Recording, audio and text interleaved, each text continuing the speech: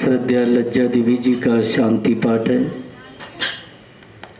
उन्होंने अपने पीछे अपने गृह स्वामी आदरणीय श्रद्धे बटेश्वरी दयाल जी, अपने पुत्र आदरणीय श्रद्धे मोहित कुमार जी, अपनी 3 पुत्री श्रद्धा मंजू देवी जी, श्रद्धा भावना कुमारी जी, श्रद्धा प्रीति कुमारी जी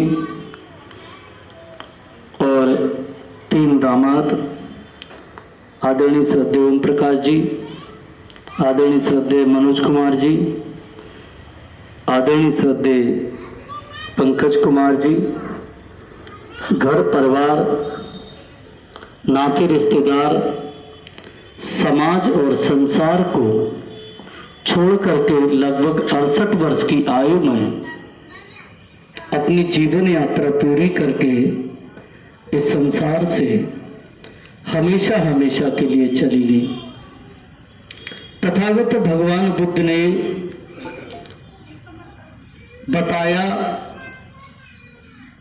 तथागत भगवान बुद्ध ने गाथा के द्वारा बताया कि हमारा जो शरीर है ये 4 महाभूतों से मिलकर के बना है, पृथ्वी, जल, अग्नि और वायु। और जब यह हमारा शरीर अपनी जीवन यात्रा पूरी कर लेता है तो इन्हीं 4 महाभूतों में विलीन हो जाता है। तथागत भगवान बुद्ध ने इस संसार को, इस पूरे संसार को बड़ी बारीकी से देखा और बताया कि इस संसार में दुख ही दुख है। इस संसार में, इस पूरे संसार में कोई भी प्राणी सुखी नहीं है। चाहे किसी भी व्यक्ति के पास कितनी भी धन दौलत हो, कोठी बंगला हो, घोड़ा गाड़ी हो, फिर भी वह दुखी है। तथागत भगवान बुद्ध ने दुख का कारण बताया कि इस पूरे संसार में कोई भी ऐसा परिवार नहीं है, कोई भी ऐसा दरवाजा नहीं है, कोई भी ऐसा घर नहीं है कि जिस परिवार ने अपने किसी प्रियजन को न खोया हो। इस पूरे संसार में कोई भी ऐसा परिवार नहीं है कि जिस परिवार ने अपने किसी प्रियजन को न खोया हो। किसी ने अपनी पिता को खोया है, किसी ने अपने पुत्र को खोया है, किसी ने अपने भाई को खोया है और किसी ने अपनी मां को खोया है। इस पूरे संसार में प्रत्येक परिवार ने अपने किसी न किसी प्रियजन को खोया है। इसलिए तथागत भगवान बुद्ध ने बताया कि यह पूरा का पूरा संसार दुखों के सागर में डूबा हुआ है। यह पूरा संसार दुखों के सागर में डूबा हुआ है। इस संसार में कोई भी प्राणी सुखी नहीं है। सब अपने अपने दुखों को लेकर के पीड़ित हैं और दुख का कारण बताया। तथागत भगवान बुद्ध ने अपनी गाथा के माध्यम से बताया कि इस संसार में जब भी कोई मां अपने बच्चे को अपने गर्भ से जन्म देती है, तथागत भगवान बुद्ध ने बताया कि जब भी कोई मां अपने गर्भ से अपने बच्चे को जन्म देती है तो जन्म के साथ साथ मृत्यु और बीमारी का भी जन्म होता है। जन्म के साथ साथ मृत्यु और बीमारी का भी जन्म होता है और ये दोनों चीजें उस प्राणी के साथ परछाई की तरह पीछा करती हैं और जब भी इसके आगोश में कोई भी प्राणी आ जाता है वहीं पर उसकी जीवन यात्रा समाप्त हो जाती है। वो बात अलग है कि किसी की जीवन यात्रा मां के जन्म देने के 10 दिन बाद समाप्त हो जाती है, किसी की 20 वर्ष बाद समाप्त हो जाती है, किसी की 50 वर्ष बाद, किसी की 80-100 वर्ष बाद।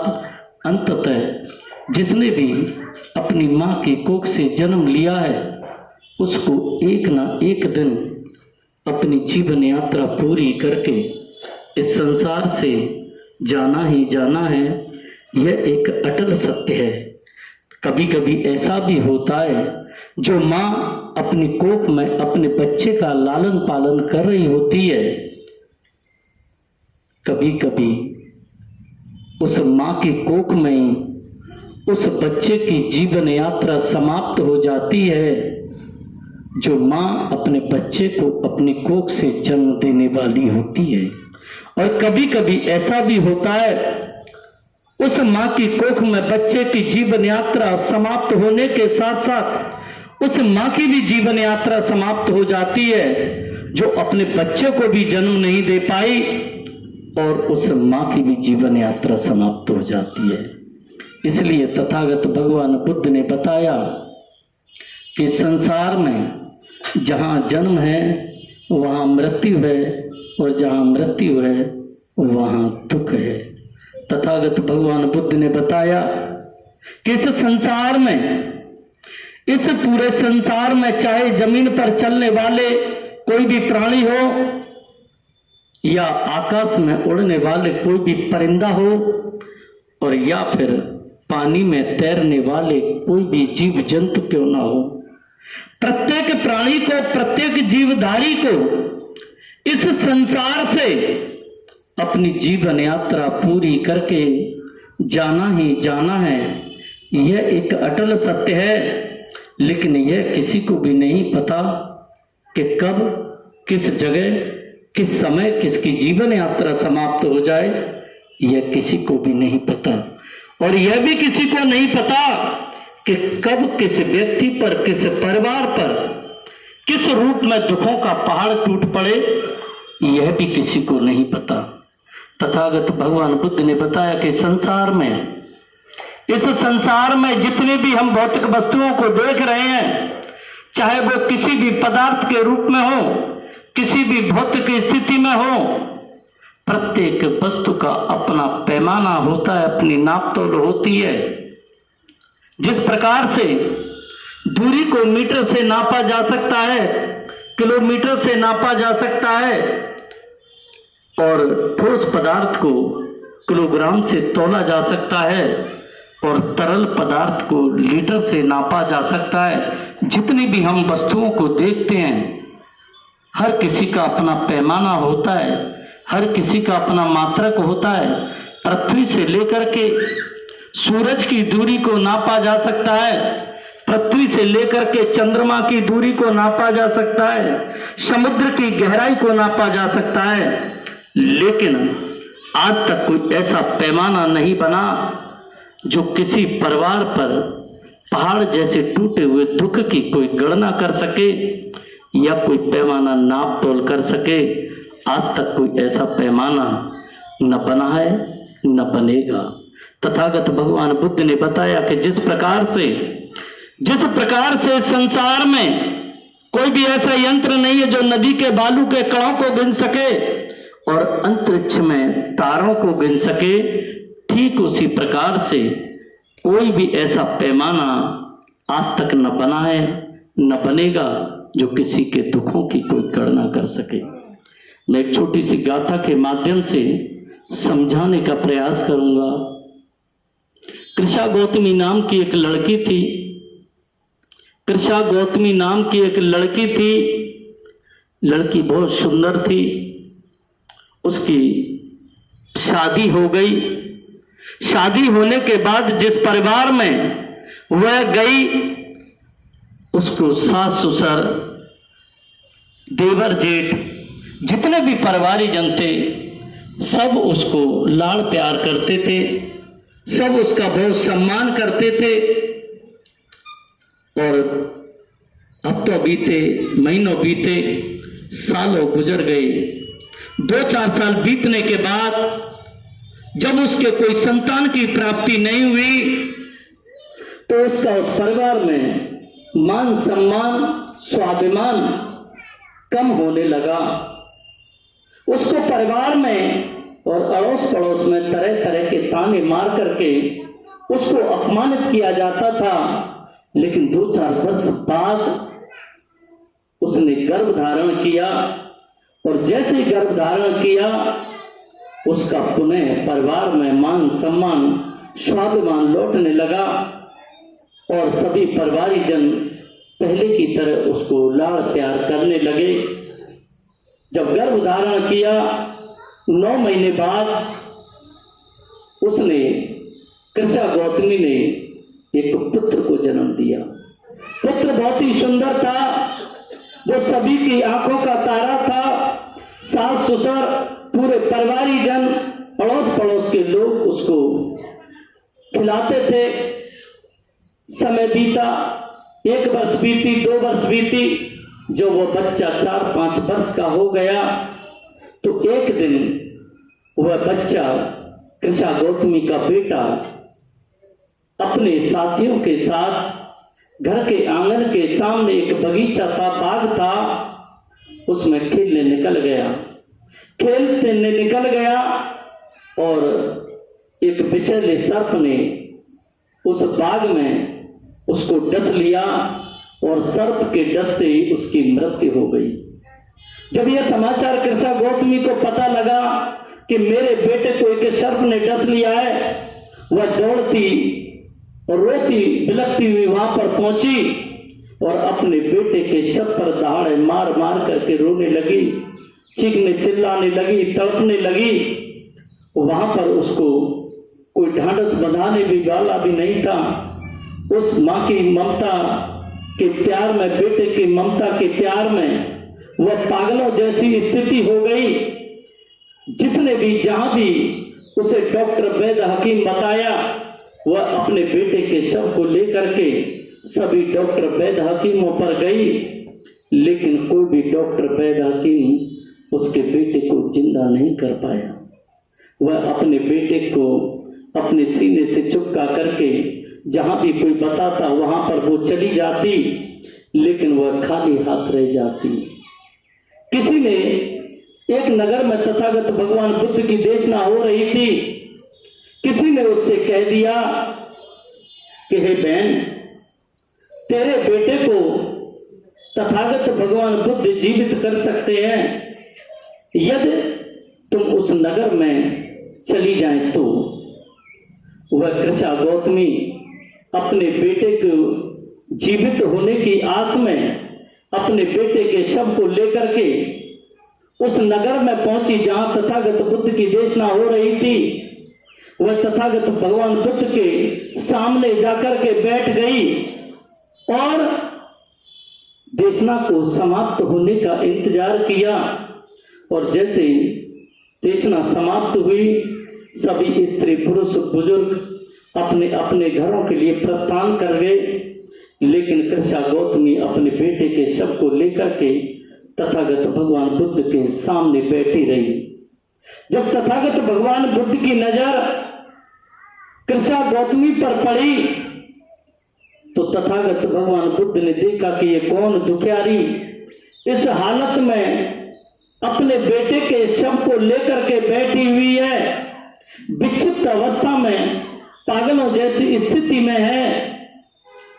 कृषा गौतमी ने अपने बेटे के शव को तथागत बुद्ध की शरण में रख दिया और कहने लगी, तथागत, मुझे ज्ञात हुआ है कि आप मेरे बेटे को जीवित कर सकते हैं।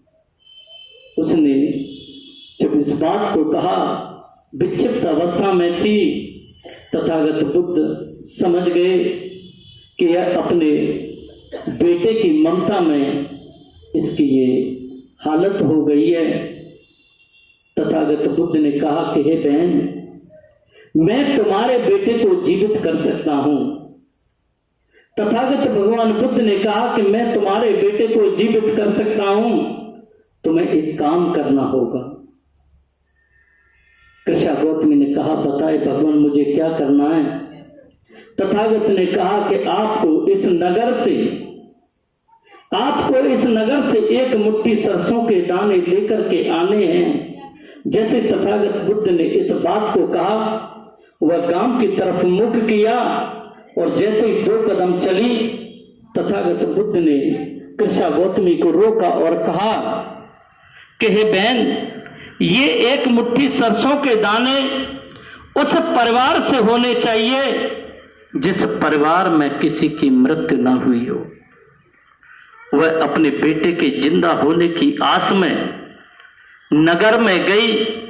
जाकर के दरवाजे को खटखटाया। वहां से एक बहन निकली। उसने कहा कि हे बहन, मुझे एक मुट्ठी सरसों के दाने चाहिए। वह अंदर गई, एक मुट्ठी सरसों के दाने लेकर के आई और जैसे ही उसने देना चाहा, कृष्णा गौतमी ने कहा कि हे बहन, तुम्हारे परिवार में किसी की मृत्यु तो नहीं हुई? उसने कहा कि अभी 1 साल हुआ है। मेरे पति इस संसार से हमेशा हमेशा के लिए चले गए। उसने वहां से वो सरसों के दाने नहीं लिए। वह जाकर के दूसरे दरवाजे पर गई। वहां दरवाजे को खटखटाया। वहां से एक व्यक्ति निकला। उसने कहा, बहन क्या बात है? उसने कहा कि भाई, मुझे एक मुट्ठी सरसों के दाने चाहिए। वो अंदर गया और एक मुट्ठी सरसों के दाने लेकर के आया और उस बहन ने कहा कि भैया, आपके परिवार में किसी की मृत्यु तो नहीं हुई? कृष्णा गौतमी ने जब इस बात को पूछा तो उसने कहा कि हे बहन, अभी 1 ही हफ्ता हुआ है। मेरी पत्नी 1 हफ्ते पहले गुजर गई थी। अब वह इस संसार में नहीं है। उसने वहां से भी वो सरसों के दाने नहीं लिए। वो पूरे नगर में हर चौखट पर, हर दरवाजे पर, हर परिवार में गई, लेकिन उसे कोई भी ऐसा परिवार नहीं मिला जहां किसी की मृत्यु न हुई हो। वह सुबह से शाम तक दरवाजे दरवाजे पर भटकती रही, चौखट चौखट पर गई, हर परिवार में गई, लेकिन उसे कोई भी परिवार ऐसा नहीं मिला जिस परिवार में किसी की मृत्यु न हुई हो। सुबह से शाम हो गई, उसको चेतना पैदा हुई कि मैं पूरे नगर में सुबह से शाम तक घूम आई, मुझे कोई भी ऐसा परिवार नहीं मिला जिस परिवार ने अपने किसी प्रियजन को न खोया हो। किसी ने अपने भाई को खोया है, किसी ने अपने पिता को खोया है, किसी ने अपने पति को खोया है, किसी ने अपने पुत्र को खोया है और किसी ने अपनी मां को खोया है। पूरे नगर में घूम आई। जब उसे यह चेतना पैदा हुई कि यह प्रकृति का नियम है, जो भी इस संसार में आया है उसे एक न एक दिन अपनी जीवन यात्रा पूरी करके जाना ही जाना है। वह तथागत बुद्ध की शरण में गई और अपने बेटे के पार्थिव शरीर को अपनी गोद में लिया और गोद में लेने के बाद उसका अंतिम संस्कार किया और अंतिम संस्कार करने के बाद वह तथागत बुद्ध की शरण में चली गई। कहने का भाव यही है कि इस संसार में चाहे जमीन पर चलने वाले कोई भी प्राणी हो और चाहे आकाश में उड़ने वाले कोई भी परिंदा हो और चाहे पानी में तैरने वाले कोई भी जीव जंतु क्यों ना हो, प्रत्येक जीवधारी को, प्रत्येक प्राणी को इस संसार से अपनी जीवन यात्रा पूरी करके जाना ही जाना है। यह किसी को नहीं पता कि कब, किस जगह, किस समय किसकी जीवन यात्रा पूरी हो जाए, यह किसी को भी नहीं पता है। तथागत भगवान बुद्ध ने बताया कि जहां जन्म है वहां मृत्यु है और जहां मृत्यु है वहां दुख है। तथागत बुद्ध ने बताया कि इस जीवन में, प्रत्येक प्राणी के जीवन में जो दुख आते हैं, प्रत्येक प्राणी के जीवन में जो दुख आते हैं वो 2 प्रकार से आते हैं। पहले दुख तो वो हैं जो प्राकृतिक दुख हैं, जिन दुखों से प्रत्येक प्राणी को गुजरना ही गुजरना है, चाहे कोई फकीर हो, चाहे कोई राजा हो, उन दुखों से प्रत्येक प्राणी को गुजरना है। जैसे इस शरीर का बीमार पड़ना, यह प्राकृतिक दुख है। जिसने भी इस शरीर को धारण किया है उसको बीमार पड़ना ही पड़ना है। इस संसार में इसको कोई रोक नहीं सकता। दूसरा, इस शरीर का वृद्धावस्था में जाना, जब ये शरीर वृद्धावस्था में जाता है तो तरह तरह के रोगों से ग्रसित हो जाता है, तरह तरह के रोग पीछा करते हैं और इस अवस्था को भी इस संसार में कोई भी नहीं रोक सकता। जिसने भी वृद्धावस्था में जो भी गया है उसके शरीर को बीमार पड़ना ही पड़ना है, तरह तरह के रोगों से उसे ग्रसित होना ही होना है। इस अवस्था को भी संसार में कोई भी नहीं रोक सकता। तीसरा, जिसने भी जन्म लिया है उसे एक न एक दिन अपने परिवारी जनों को छोड़ करके जाना ही जाना है। इस अवस्था को भी इस संसार में कोई भी नहीं रोक सकता। लेकिन जो दूसरे प्रकार के दुख हैं, जो मनुष्य के कर्मों के द्वारा जो दुख हैं, उनको रोका जा सकता है। जो प्राकृतिक दुख हैं उनको इस संसार में कोई भी नहीं रोक सकता।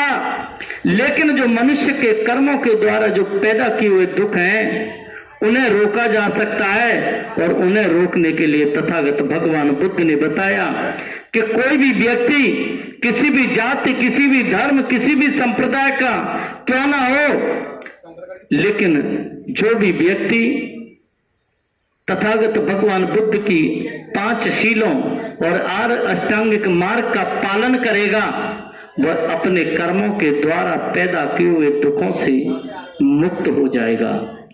जो भी व्यक्ति है वो 5 शीलों का पालन करेगा, 8 अष्टांगिक मार्ग का पालन करेगा, वो अपने कर्मों से पैदा किए हुए दुखों से मुक्त हो जाएगा। मैं आगरा शहर के विभिन्न बस्ती मोहल्लों में जाकर के देखता हूं कि अगर मनुष्य के कर्मों के द्वारा जो दुख पैदा होते हैं, अगर कोई सबसे ज्यादा उन दुखों से गुजरता है तो वो सबसे ज्यादा हमारे समाज की माता बहनों को गुजरना पड़ता है। क्योंकि किसी का तो भाई शराब पी करके आता है और किसी का पुत्र शराब पी करके आता है और किसी का पति शराब पी करके आता है। जो जिम्मेदारी उस परिवार के मुखिया की थी अपने माता पिता की सेवा करने की, अपनी पत्नी को सुख देने की, अपने बच्चों को पढ़ाने लिखाने और सुख देने की जिम्मेदारियों की जो जिम्मेदारी थी, वह जिम्मेदारी को न उठाते हुए जितना भी वह कमाता है सारे के सारे पैसों को जब ठेके पर, शराब के ठेके पर दे करके आता है और खाली हाथ जब घर पर आता है तो उससे दुख पैदा होता है। और जब वो बार बार इस कार्य को करता है तो उसके जो बेशकीमती अंग हैं वो रोगग्रस्त होकर के इस दुनिया से चला जाता है।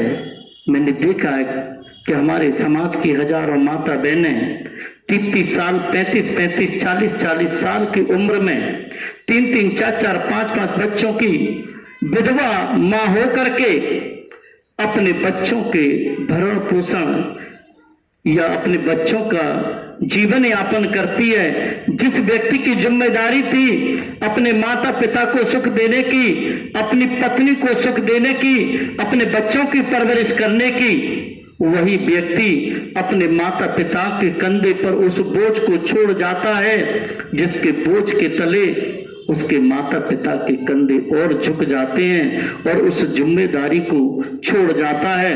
अपनी पत्नी को विधवा करके जब तक वह जीती है वह एक भी दिन सुख का नहीं जीती। अपने बच्चों की परवरिश के लिए चाहे उसको मेहनत मजदूरी करना पड़े, वह अपने बच्चों की खातिर कोई भी मेहनत मजदूरी करके अपने बच्चों का भरण पोषण करती है। ये जो दुख है चाहे जुए का, चाहे सट्टे का, चाहे अन्य बुरे कर्मों का। ये जो दुख है ये मनुष्य के द्वारा पैदा किए हुए दुख हैं। इन दुखों को रोकने के लिए तथागत भगवान बुद्ध ने 5 शील और 8 अष्टांगिक मार्ग बताया। तथागत भगवान बुद्ध ने मैं एक छोटी सी गाथा के माध्यम से और समझाने का प्रयास करूंगा, क्योंकि प्रत्येक प्राणी के जीवन में जो दुख आते हैं वो तरह तरह के रूप से आते हैं, लेकिन हमें